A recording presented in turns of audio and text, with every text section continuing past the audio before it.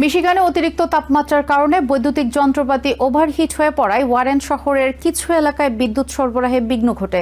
মঙ্গলবার দিবাগত রাতভর বিদ্যুৎ ছিল না শহরটির রায়ান ডিকন্ডার 11 মাইল থেকে 13 মাইল এলাকা জুড়ে। এদিকে বিদ্যুৎ বিভ্রাটের ভুতুড়ে পরিবেশের সুযোগে ওয়ারেন শহরের 12 মাইল রায়ান অবস্থিত বাংলাদেশি মালিকানাধীন আলিফ রেস্টুরেন্টে চুরির ঘটনা ঘটেছে। দুর্বৃত্তরা দোকানের দরজার তালা খুলে ভেতরে প্রবেশ করে নগদ অর্থ নিয়ে পালিয়ে গেছে।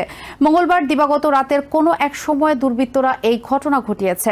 ঘটনার পর বুধবার সকালে 911-এ কল দেন রেস্টুরেন্টের মালিক মোহাম্মদ আরিফুর রহমান। খবর পেয়ে পুলিশ ঘটনাস্থল পরিদর্শন করে তদন্ত শুরু করেছে। এখন পর্যন্ত কাউকে গ্রেফতারের খবর পাওয়া যায়নি।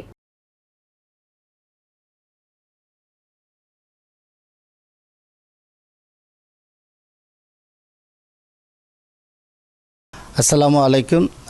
আমরা আলিফ রেস্টুরেন্ট থেকে বলছি। আমরা আসলে গতকালকে আপনারা জানেন ওয়ারেন এরিয়াতে 12 মাইলে বিদ্যুৎ ছিল না থাকার কারণে আমাদের যারা এমপ্লয়িরা ছিলেন আমাকে কল দিল যে ভাই এখন আমরা কি করব। তখন আমি বলছি যে আপনারা দোকান ক্লোজ করে চলে যান। তো ওনারা নির্দিষ্ট সময়ের আগে দোকান বন্ধ করে যার যেভাবে চলে গেছে। তখন আমিও আসতে পারি নাই, কারণ বিদ্যুৎ নাই, রেজিস্টার ওপেন করা যাবে না, হিসাব কিতাব করা যাবে না, যার কারণে টাকা পয়সা হিসাব কিতাবও করি নাই, যেভাবে আছে এভাবে ছিল।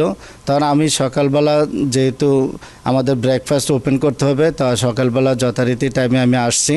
এখন আসার পরে আমি দেখি আমার দরজা খোলা। দরজা কিভাবে খুলছে কি আশেপাশে আমি জানি না দুর্বৃত্তরা। তারপর আবার একটু ভিতরে ঢুকলাম। ভিতরে ঢুকে দিয়ে আমার রেজিস্টারগুলা ভাঙ্গা নিচে ফ্লোরে ফেলায় রাখছে। রেজিস্টারের ইনসাইডের যে পার্টগুলা এইটাও বাহিরে পড়ে আছে। টিপসের টাকা যেগুলো বক্স এগুলো ভাঙ্গাচুরা টাকা সব নিয়ে গেছে। তো আমরা যেহেতু গতকালকে হিসাব ক্লোজ করতে পারি নাই, এই জন্য আমরা বলতে পারতেছি না কত টাকা নিচে কে আশেপাশে। তো আমি সাথে সাথে পুলিশ কল দিলাম।